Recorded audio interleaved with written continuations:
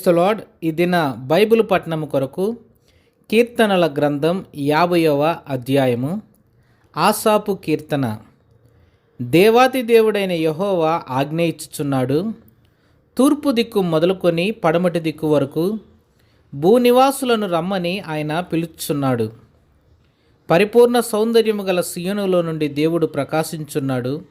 మన దేవుడు వేం చేయుచున్నాడు. ఆయన మౌనముగా ఉండడు.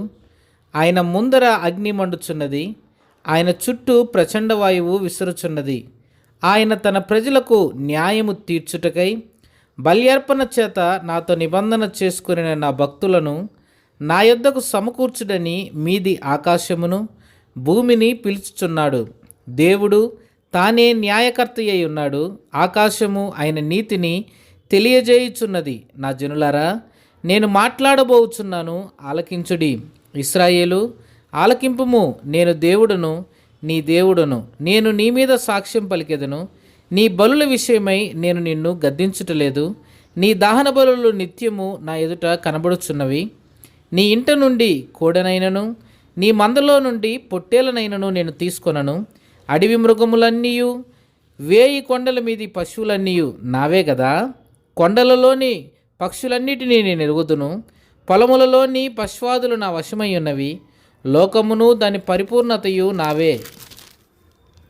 నేను ఆకలిగొనునను నీతో చెప్పను. వృషభముల మాంసము నేను తిందునా? పొట్టేల రక్తము త్రాగుదునా?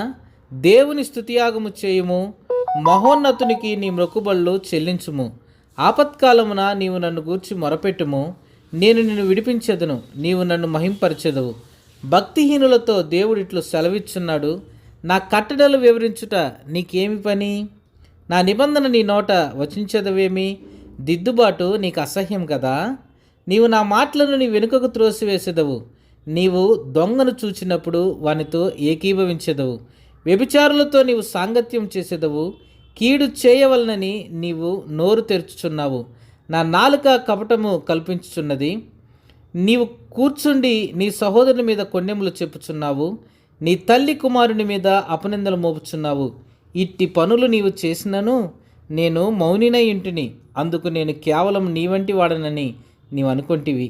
అయితే నీ కన్నుల ఎదుట ఈ సంగతులు నిన్ను వరుసగా ఉంచి నిన్ను గద్దించెదను. దేవుణ్ణి మరచువార్లరా, దీన్ని యోచించుకొనుడి. లేని ఎడల నేను మిమ్మల్ని చీల్చివేయుదును. తప్పించువాడు ఎవడునూ లేకపోవును.